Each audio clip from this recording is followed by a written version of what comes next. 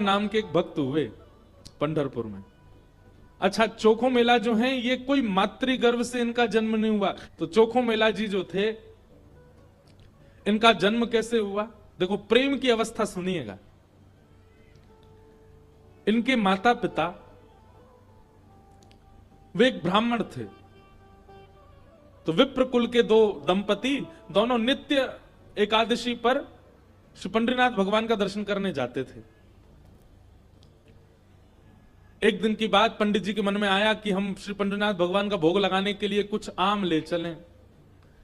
तो आम लेकर के पंडित जी और उनकी घरवाली दोनों जब मंदिर जाने लगे, तो ठाकुर जी तो इतने प्रेमी हैं भक्तों के कि मंदिर तक आम लेकर के आए, तब तक ठाकुर जी से प्रतीक्षा नहीं हुई। भगवान एक ब्राह्मण का रूप धारण करके बाहर ही चले गए और बाहर जाकर के वो ब्राह्मण दंपति से कहने लगे, हमको बहुत जोर की भूख लगी है, हम बहुत दिन से भूखे हैं, आपके पास बहुत सारे आम हैं, इसमें से 2-3 हमको दे दो।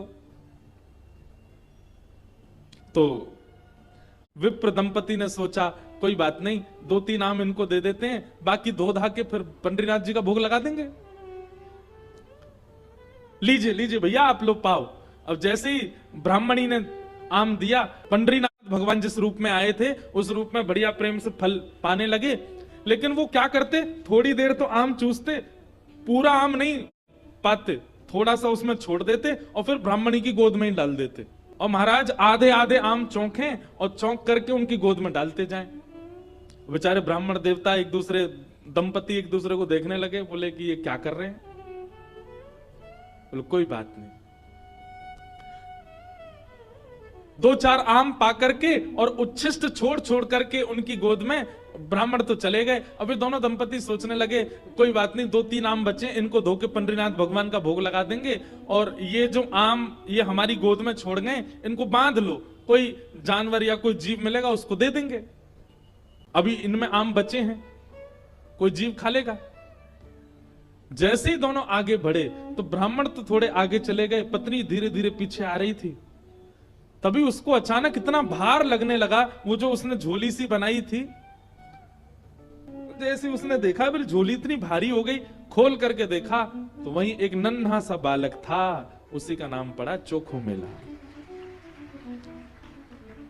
उनका नाम चोखो मेला इसलिए पड़ा क्योंकि भगवान ने आम चौंक करके और गोद में मेल दिया, इसीलिए नाम उनका चोखो मेला। अब इनके कोई माता पिता नहीं है, ये ठाकुर जी ने इनको भेजा है। अब चोखो मेला को देख करके, उस बालक को देख करके ब्राह्मणी ने मन में विचार किया, अगर मैं इस बालक को लेकर के गई तो सब लोग पूछेंगे ये कैसे जन्मा, मैं सबको क्या उत्तर दूंगी? मेरी बात कोई नहीं मानेगा कि झोली में अपने आप आ गया। और इस भय से कि संसार के लोग क्या कहेंगे, उन्होंने उस बालक को एक सुरक्षित सा वृक्ष था उसके नीचे छोड़ दिया, उसको स्वीकार नहीं किया। तभी कुछ चर्मकार वहां से निकल रहे थे, उनमें से एक की दृष्टि पड़ी और उस रोते हुए बालक को देख करके उन्होंने उसको स्वीकार किया और भगवत प्रसाद मान करके एक चर्मकार परिवार ने चोखो मेला जी का पालन पोषण किया। धीरे धीरे वो बड़े हुए। अब क्योंकि उनके माता पिता चर्मकार परिवार के हैं, इसलिए कई जगह उनको मंदिर में जाने से रोक दिया जाता। पर ठाकुर जी तो किसी की जात पात नहीं देखते ना, ठाकुर जी तो सबसे प्रेम करते हैं। चोखो मेला जी अपने पिता के साथ में खेती बाड़ी करते थे। एक दिन खेती करते करते उनके मन में आया, इतने सुंदर सुंदर फल, इतने सुंदर सुंदर सब्जियां हुई हैं, मैं क्यों ना इन फलों को पंडरीनाथ भगवान का भोग लगाने ले जाऊं। तो उन्होंने क्या किया, एक केले के वृक्ष से खूब सारे केले ले लिए और एक झोला में बांध करके चल दिए। पंढरपुर से 12 किलोमीटर दूर उनका गांव था। जैसे ही पहुंचे पंढरपुर, इतने आनंद में भर गए कि उन्होंने विचार ही नहीं किया। बहुत लोगों ने रोकने का प्रयास किया कि इनको मंदिर में ना घुसने दिया जाए, ये अधिकारी नहीं है, लेकिन वो तो इतने भाव में आ गए कि वो घुसते ही चले गए।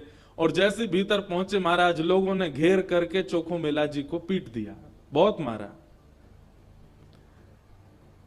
उनके वस्त्र फाड़ दिए, सिर में चोट लगी, हाथ में चोट लगी, पैरों में चोट लगी, सब जगह इतना जख्म दे दिया।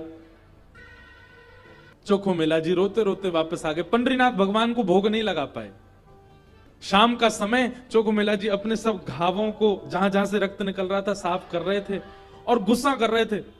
बोले अब नहीं आऊंगा आपके पास, बैठ गए हो, ईंट के ऊपर खड़े हो गए हो, इतने सारे अपने आगे जो है धर्मशास्त्र के मर्मज्ञ लगा दिए हैं, वे सब जात पात देख करके दर्शन कराते हैं, खड़े रहो बने रहो महाराज अपने रूप में, हम तो नहीं आएंगे आपका। अरे कुछ करने थोड़ी आया था, कुछ मांगने थोड़ी आया था, अपने खेत के बढ़िया फल लेकर के आपका भोग लगाने आया था।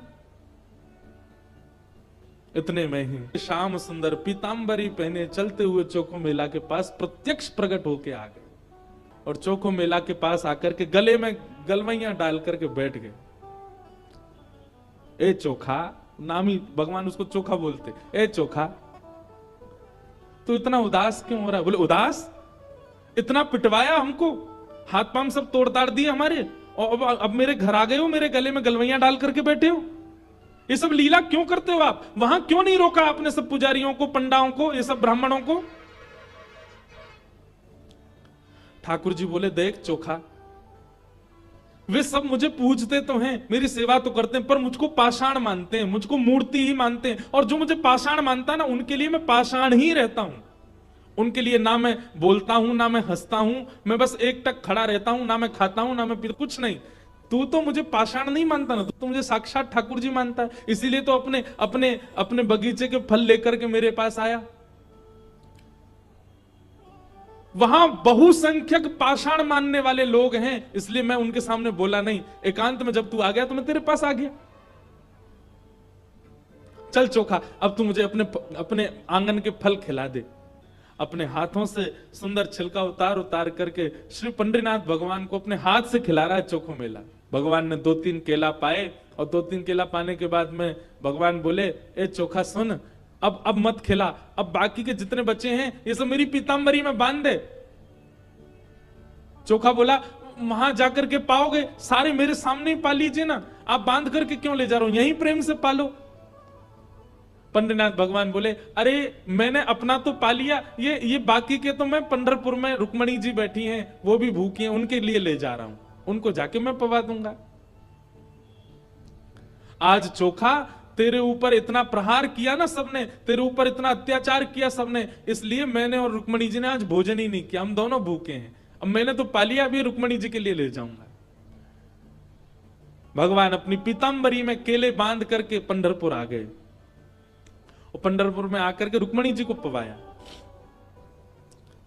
प्रातः काल ब्रह्म मुहूर्त में जैसे ही कपाट खुले श्री पंडरीनाथ भगवान के, चारों ओर केले के छिलके पड़े हैं, और केले के छिलके देख करके सब पंडा पुजारी बोले हम तो कपाट बंद करके गए, ये केला के छिलका यहाँ कैसे पड़े हैं, ये कौन लेके आया? तभी एक उनमें से बोले कल वो आया था ना, एक चर्मकार का बालक, वही अपने संग बांध के लेके आया था इतने सारे केले, उसको सुबह तो हमने मार पीट के भगा दिया, निश्चित ही वो कहीं से रात में आ गया है, और रात में आकर के सब यहाँ खा करके गया है ठाकुर जी के आगे। उसका उद्देश्य तो गर्भगृह को बेकार करना ही था, इसलिए ये सब हुआ है, ये उसी ने किया है। और सब पंडा पुजारी नाराज हो गए, अपने हाथ में डंडा ले ले करके कमर कस के सब पहुंच गए चोखो मेला के घर, और वहां पहुंच करके घर से निकाल करके फिर पीटा उनको, फिर मारा। चोखो मेला घर में सो रहे थे, और घर में जाकर के वहां से घसीट करके उनको मारा सबने। बोले अरे दुष्ट पापी, तुझको मंदिर में नहीं जाने दिया तो रात्रि तू गर्भगृह में घुस गया। चोखो मेला पिटते रहे, नेत्रों से आंसू बहाते रहे, जय हो पंडरीनाथ, कैसी लीला करते हो, सुबह पिटवाते हो, रात में आकर के खा जाते हो मेरे हाथ से।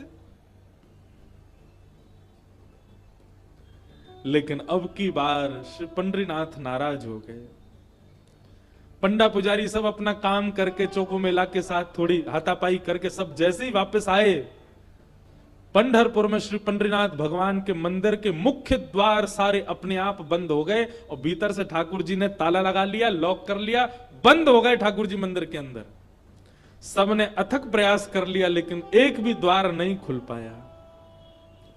पूरा दिन व्यतीत हो गया, बड़े बड़े कारीगर आ गए, लेकिन दरवाजा तोड़ भी नहीं पाए, खोल भी नहीं पाए। तब अंत में सबको लगा हमने कोई अपराध किया है। चारों ओर पंडा पुजारी और बड़े बड़े वेदज्ञ, बड़े बड़े मनीषी सब बैठ गए, हाथ जोड़ करके पंडरीनाथ भगवान की स्तुति गाने लगे। बोले नाथ, हमसे कोई अपराध हुआ तो आप हमें बताएं, दंड दे दें, लेकिन इस प्रकार नाराज होकर मत बैठो।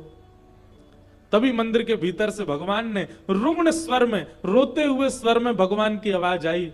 बोले, अरे तुम बनते हो बहुत बड़े विद्वान, बहुत बड़े मनीषी, बहुत बड़े ज्ञानी, बहुत बड़े जात पात के नियोजन करता,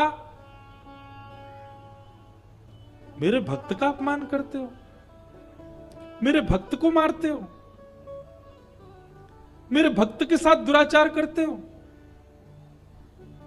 नहीं देना मुझे किसी को दर्शन। और अब जब तक पृथ्वी है तब तक यह मंदिर बंद ही रहेगा, मैं भीतर ही रहूंगा। जो मेरे परम वैष्णव भक्त होंगे उनके लिए द्वार खुलेंगे, वो अंदर आएंगे, बाकी सब बाहर खड़े रहो।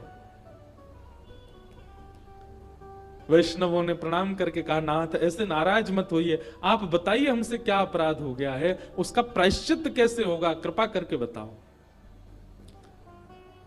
भगवान बोले, मेरे चोखो मेला को जिस प्रकार तुम लोगों ने सबने जुट बना करके जाकर के उसको मारा है, अब तुम सभी वेदज्ञ, तुम सभी ब्राह्मण, तुम सभी श्रेष्ठ जन पालकी सजा के लेके जाओ और चोखो मेला को बिठा करके नाचते गाते उत्सव जैसे एक मेरी पालकी सवारी निकालते हो, ऐसे चोखो मेला की सवारी पूरे नगर में घुमाते हुए मेरे सामने लेकर के आओ, तब मेरे द्वार खुलेंगे, तब मैं तुमको क्षमा करूंगा, नहीं तो नहीं करूंगा। भगवान की आज्ञा मान करके गए और चोखो मेला जी को जाके प्रणाम किया। एक दिव्य सिंहासन से युक्त पालकी में चोखो मेला जी को विराजमान करके नाचते गाते हुए, आनंद करते हुए, उत्सव जैसे ठाकुर जी का उत्सव मनता उससे भी अधिक उत्सव मनाते हुए चोखो मेला को लेकर के आए। और जैसे ही पंडरीनाथ भगवान के सामने पालकी पहुंची, अपने आप मंदिर के सारे द्वार खुल गए और मानो आज लग रहा था कि भक्त भगवान का नहीं, भगवान भक्त का दर्शन कर रहे हैं, भगवान चोखो मेला का दर्शन कर रहे हैं।